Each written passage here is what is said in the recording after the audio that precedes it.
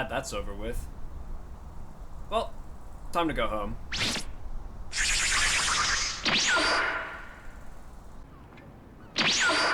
Much better. Huh?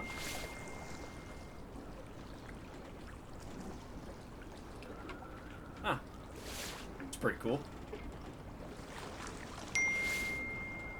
To be fair, it is pretty much B24, seeing how it literally matches the naming scheme of the previous Tenkaichis in Europe and Japan. Budokai Tenkaichi, man, I hate Japan.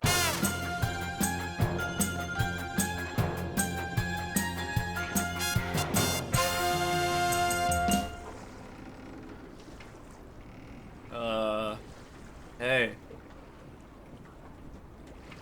You guys been doing well? It's good.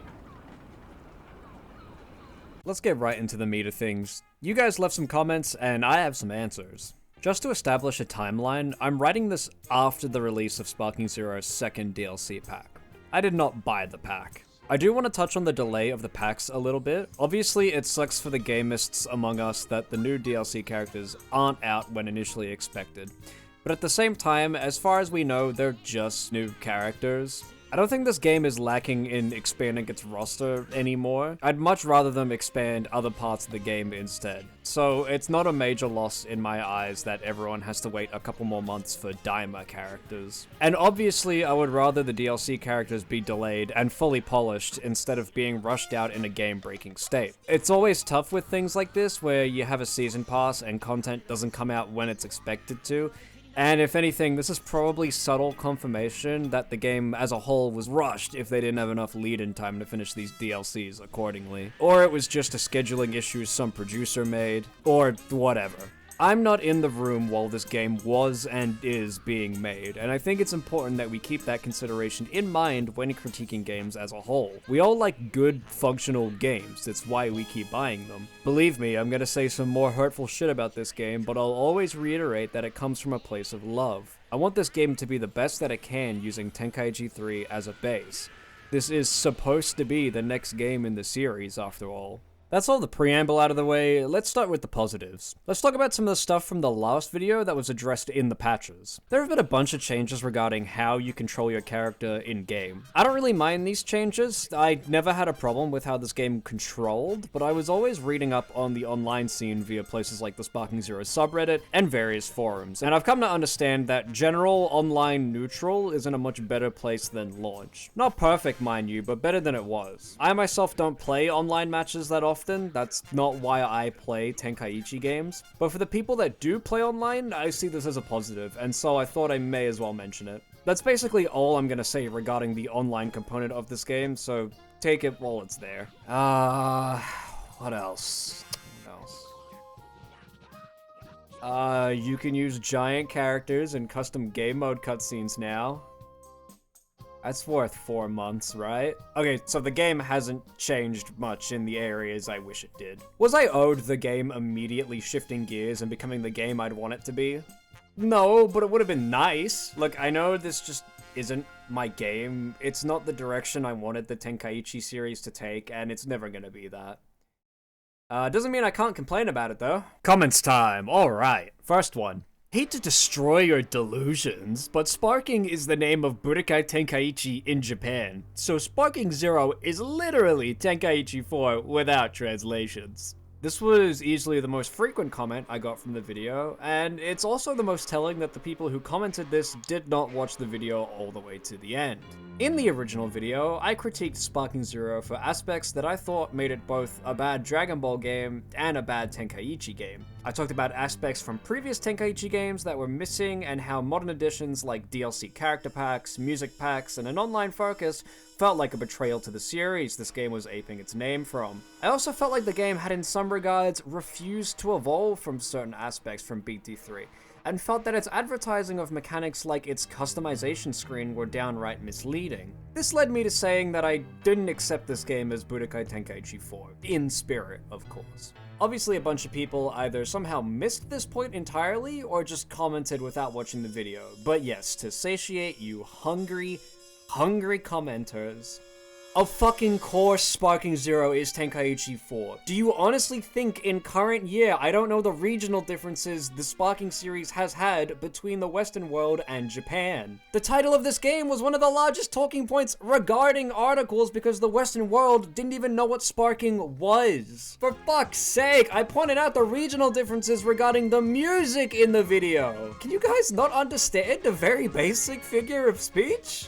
Who am I kidding? We're Dragon Ball fans. We can't read. I implore you to watch videos before you comment on them. Please. Next question. I find it interesting that some people feel the Fighter Z animation looks better than Sparking Zero's. Now, it's always hard to answer comments that are matters of personal taste, but I actually have some stuff for this. I feel that while a lot of Sparking Zero does look good, I feel some of its animations are a little choppy and stiff. They're kinda stop and start, but not in the way that like Naotoshi Shida or Tadayoshi Yamamoto's animations are stop and start. It's more kind of like a bad attempt at recreating their animation timings.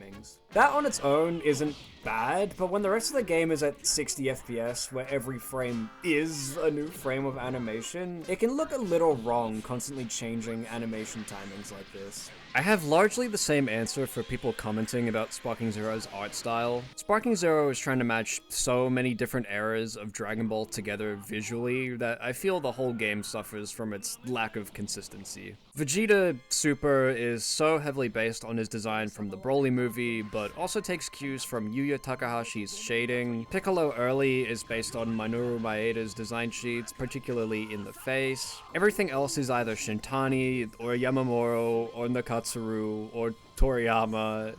It's kind of a mess, honestly. My stance is that while BT3 is technologically very outdated, it has a more consistent visual style to it, and I appreciate that a lot. I still think both games look good, of course, but I'm more partial to BT3's art direction. Next question. I just hate the fact that the roster is filled with characters' transformations with their own slots. SZ roster doing this was sad way of making it bigger than BT3's, but it isn't even bigger cause most of it are transformations. Okay, well, that's not entirely true. Tenkaichi 3 had a fuck ton of transformations that bloated the roster too. Remember almost every Saiyan having a Great Ape transformation? The back of the box even gloats about how many characters it has. And let me just say this. I fucking love this. The Tenkaichi series, to me, has always been about smashing toys together in a big sandpit. Having as many characters as possible is part of the bar for being a Dragon Ball game, I'm afraid. I think a lot of people hate the roster in this game for two reasons. One, the roster bias from older Dragon Ball material to the newest stuff seems to have rubbed some people the wrong way, me included. And two, the way the roster looks. It's not a good look when you scroll down and the roster shows you that half of the fighters are just Goku, Gohan, Vegeta, and Trunks. It's literally called Sparking Zero. It's an alpha product. Yeah, I'm pretty sure that would break some Steam TOS if an early access game was released without being listed as an early access game. How is it that Dragon Ball Legends has over 400 characters, but Sparking Zero roster is less than 1/4 of that? Dude, Legends is a shitty mobile gacha game. What do you mean? The game needs a bunch of characters, so you keep gambling on it. These are not the same thing. So it wasn't good because your expectations are delusional. Got it.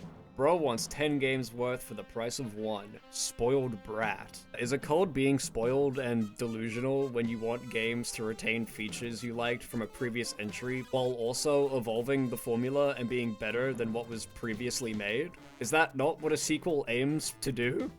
Be better? I like how this guy calls me spoiled too. As if I didn't work my ass off to not only earn the money to buy a $100 game, but also write a critique, record said critique, record gameplay, edit it all together, and put my review out there into the world. I bought the product. I can complain about the product I bought. That's not called being spoiled. That's called being let down with the product I spent hard-earned money on. Are you a game dev? Oh, this'll be good. All you said in this video is complain about things that you could do with mods. If you hate the competitive scene, just don't interact with it. Please understand that making games with this much content already is hard enough, and you aren't even giving it a chance to put out more of it. But you're right in that the music packs are BS. Okay, so obligatory, you don't need to be a game dev to criticize video games aside, I can't fix all my issues in this game with mods, nor is it the responsibility of modders to quote-unquote fix games. It's the responsibility of the people steering the ship. I do ignore the online components of the game, but you can't escape how little single-player content there is because it's obvious their main focus was designing content for online play. I don't understand the "you're not giving the game the chance it needs to be better" argument. I made my review about 3 months after the game's release, and in that time they dropped 2 patches, with not a hint that they wanted to fix any of the aspects of the game I took issue with. To whatever extent that I may or may not have expressed in the video, I obviously had hopes that the game would course correct in the future and turn out for the better. We're now 4 months removed from my initial video, and in that time the game has had 2 DLC drops, 2 patches, while also having the last 2 DLC packs postponed. Part of being a consumer is knowing when to read the room and stop saying that a product will live up to your dreams. That's not a bad thing, that's you making an informed decision about the game that's taking your time and money. I ain't gonna call you Papa. It's fine. I don't really want you to call me Papa. I got a fair amount of comments to my claim that I felt Sparking Zero was faster than Tenkaichi 3. I'm not gonna dwell on it too much because I don't play these games super competitively, so competitive-wise, Tenkaichi 3 is the faster game, without a doubt. Casually, I still feel Sparking Zero is faster. When I play these games casually, one is faster and has much more insane shit going on, and the other is slower and more methodical. This is not a diss against Tenkaichi 3 in the slightest. Being more methodical isn't a bad thing, it's just thinking more about your options, because overcommitting will get you hard punished, and there aren't as many defensive options as there are in Sparking Zero, so you gotta really watch out. It's not mid! Sorry, but a 5 out of 10 is a 5 out of 10. A lot of people had a problem with me calling the game mid, going as far as to say my rating of a 5 out of 10 was too harsh. Look, here's the thing, alright? Mid is mid. It is the middle. It is a D. It passes. It's not a bad game, nor is it exceptional. It has no high highs or low lows. It is just mediocre. Those are my thoughts on the game. We don't have to agree, obviously, but just saying it's not mid doesn't add anything to the conversation. The game as of now is not polished. It has bugs here and there, menus look like they are in beta, some moves are wonky, many things are missing. No big deal. They will certainly be addressed with time. Dude, how much longer are we gonna let million-dollar monolith companies get away with releasing unfinished, buggy games, and all we have to say is, they'll fix it with a patch? I bought Tenkaichi 3, glitches and all, on the console that it originally released on. It functions as a game. It has hours of single-player content without DLC or patches. Most games released before the 8th generation of consoles were like that. There are notable outliers, sure, without a doubt, but the grand majority of games just released with all their content, and you just bought those games, and they worked. When I buy a game, I don't want to buy into the promise of the game being good a year or 2 from now. I just want the game I buy to be good. I feel like it's not a high bar to clear. I mean, it's basically is Tenkaichi 4, but it's a reboot at the same time. So many of you commented that this game was a reboot, and for the life of me, I cannot find where you people got this take from. I found an article from IGN where they asked Jun Furuutani about the game's title, to which they got, although the subtitle 0 tends... I can't do that, that's racist. Although the subtitle 0 tends to indicate a game ostensibly serving as a prequel entry in an ongoing game series, this isn't the case with Sparking Zero. Rather, the name is meant to embody the game being an accessible starting point for longtime fans and newcomers alike. Which tells me nothing! The trailer for the game says a new Budokai Tenkaichi begins, which is as vague as all can be. There has to have been some major influencer gaslighting thing going on that I'm not privy to, because I have no idea where you all got this idea that the game is a reboot. You're all just saying words. I want to put you and the "it is Budokai Tenkaichi 4" people in a room together and let you fight. I also got some more comments about the reused voice line situation. Apparently, it's not locked to just the Japanese dub of the game. This again makes me feel like the value of the game I bought is just decreasing the more I learn about it. Some of you also complained that I was expecting too much of Masako Nozawa to fully voice extra characters like Toles. Sorry, but yes, I do expect the voice actor for a character to voice the character. Why can't I expect Nozawa to work like a traditional voice actress? That's literally her job. That's what she's known for. That's what she continues to do. I reiterate, Nozawa was in the booth and could have easily voiced the extra lines needed to fill out her characters, but didn't. Toles has new lines in this game for the unique battle dialogue. I don't see why Battle Foley wasn't included in these sessions for whatever reason. She did them for every other member of the Son family. And obviously, I'm not bagging on Nozawa for this at all. If it was her choice to sit this one out and only half commit, that's fine. She's 88. But at the same time, she loves voicing this character. She wouldn't still be voicing Goku if she didn't love voicing Goku. She wouldn't be returning for all of Daima and putting her whole Nozawusi into it if she didn't love Goku. This feels less like a thing Nozawa wanted, and more someone working at Bandai decided on. Instead of saying I'm an asshole for expecting the 88-year-old voice actor to voice act, maybe you should point some of that hate and vitriol at the people forcing her to voice act in so many projects all the time. Regardless, learning there's more reused voice clips makes me feel like the product I bought is diminishing in quality even more. Holy shit, commenters had to remind me that Universe 6 Sparking Zero forgot about Universe 6! Like, okay, the heavy hitters are there, obviously, right? Like Kaba, Kale, Caulifla, Hit, they're all there, but like, none of the Universe 6 story moments happen in the story mode. There's no Universe 6 arc stage. What the hell happened? Did they just forget? The closest we got, I remember, is a bare mention of it in one of Gohan's What If storylines, which just feels so wrong. When I played Sparking Zero for the first time, it was with my friend, and I went in thinking it was gonna be just like BT3. Things weren't going as smoothly for me as I thought it would. Did your friend try to, like, kill you or something? How the hell do you play Tenkaichi 3 on Wii? Well, you see, the game came out on... It came out on the Wii. I just googled it. Australia gets the game for about $10 cheaper than the US. Bro's complaining about $60. Yeah, because the only thing that dictates whether I think a game is expensive or not is what the American price for a Japanese video game is. Hey, future Yosh here. How about them tariffs? Interesting how that happens, huh? Bro, why is it so fucking tough to be fucking good at this game? I've never wanted to actually kill myself in a game like this before. What the fuck? Dude, are you okay? Is this game recommended for me, or this game is bad? I mean, it's hard to say. While I'm very critical of this game and think it's an irrefutable 5 out of 10, I can see others really enjoying what it brings to the table. My enjoyment of a video game shouldn't be a deciding factor in whether you buy said video game. If you had no issues with any of the game's faults like I have, you'll probably enjoy Sparking Zero, and that's 100% fine. I'm happy that people can get enjoyment out of this series through various means. At the end of the day, we're all Dragon Ball fans. We all want what's best for the series. That's never going to change. While I pissed and shitted about Sparking Zero, I always had Daima to look forward to at the end of every week, or I got to see whatever new restoration project Seed of Might put out. I even restarted my marathon of classic Dragon Ball, just because I love it so much. There's so much Dragon Ball content in existence that I can deal with Sparking Zero being mid. I always have Tenkaichi 3 to go play. And that's everything.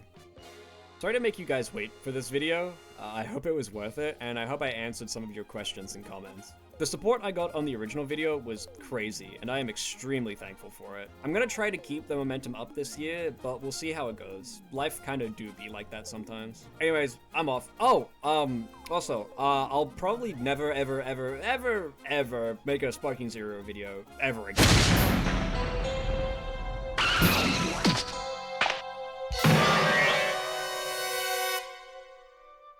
I thought I finished you. How did you come back?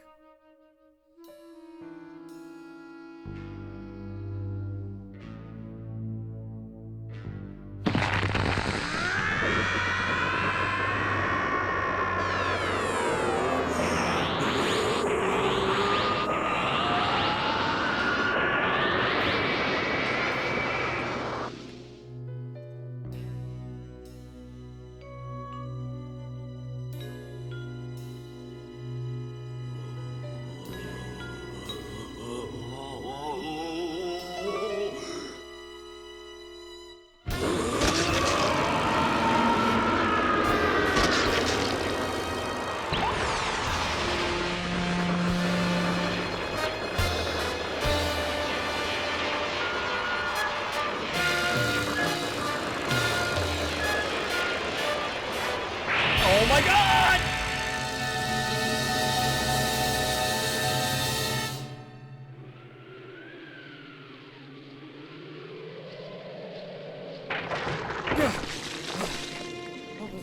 You gotta be fucking kidding me.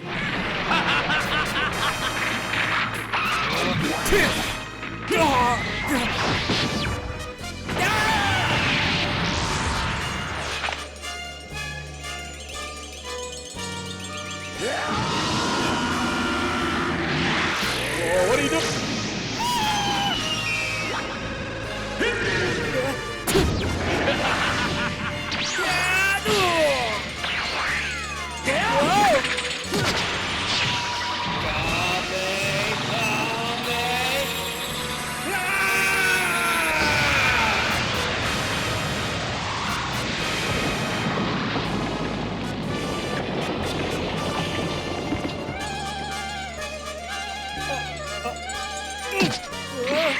やっと戦う気になったようだ。その程度のパワーで俺を倒せると思っていたのに。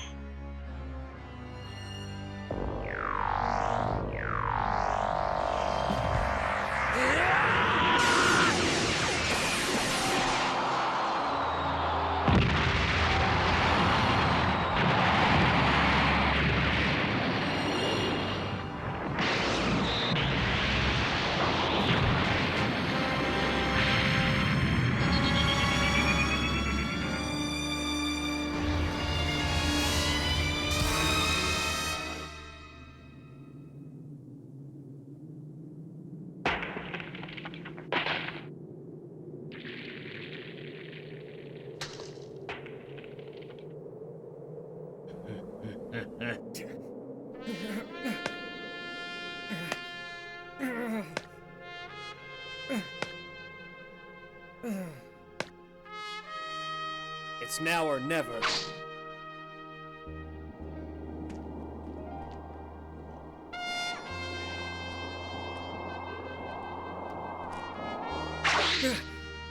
Okay. Everyone!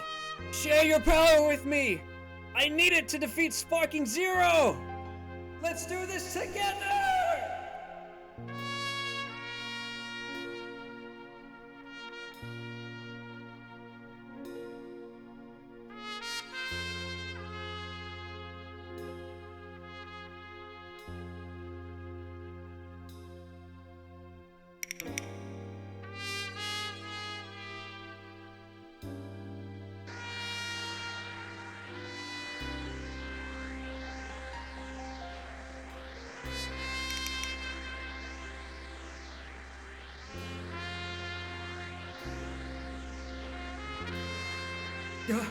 Yes!